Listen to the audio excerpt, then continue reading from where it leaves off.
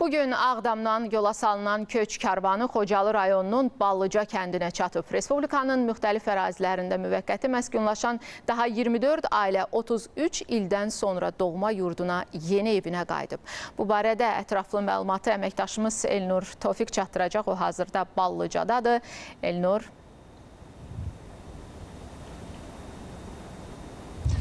Bəli, geridə qalan xəbər saatında Ağdamdakı giriş postundan, yəni işğaldan azad olmuş ərazilərimizə giriş postundan bağlantımız oldu və Ballıcaya geri dönən ailələrin həm təəssüratlarını öyrəndik, həm onlara aid yük maşınlarını göstərdik ki, həmin ailələrin əşyalarını Ballıcaya aparır və hazırda biz Xocalı rayonunun Ballıca kəndindəyik və bu görüntüləri sizə təqdim edək və bildirmək istəyirəm ki, bugün də daha bir köç gerçəkləşir və Xocalı rayonunun Ballıca kəndinə daha 24 ailə 98 nəfər əbədi olaraq geri dönür və az öncə artıq Ballıca sakinləri, yəni bugün bu kəndə qovuşan Ballıca sakinləri kəndə çatdılar. Onların yük maşınları onlara aid olan evlərdə əşyalarını boşaltmaq üçün yəni hərəsi öz ünvanına yollandı və birazdan bax indi operatorumuz Elmin İspəndiyar sizə həmin görüntüləri təqdim edir. Bax o gördüyünüz ərazidə nümayəndəliyin, kənd nümayəndəliyinin qarşısında bura köçən insanların evlərinin açarları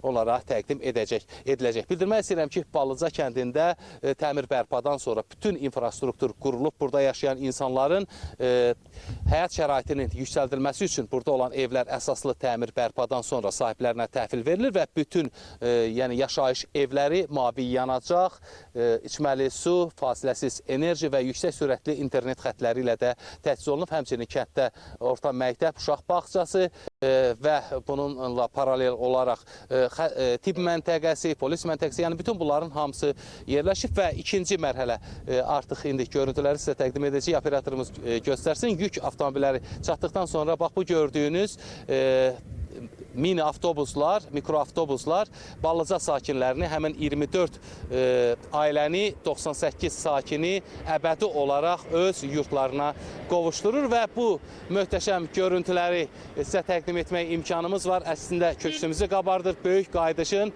biz də şahidi oluruq və beləliklə sonda bir daha vurğulayım ki, İşğaldan azad olmuş ərazilərimizə geri qayıdan məcburi köçkünlər də daxil olmaqla ümumilikdə həm Qarabağda və Şərqi Zəngəzurda burada çalışan insanlarla birgə 40 mindən artıq əhali bu ərazilərdə məskunlaşıb. Əlbəttə buradan reportajımız da olacaq.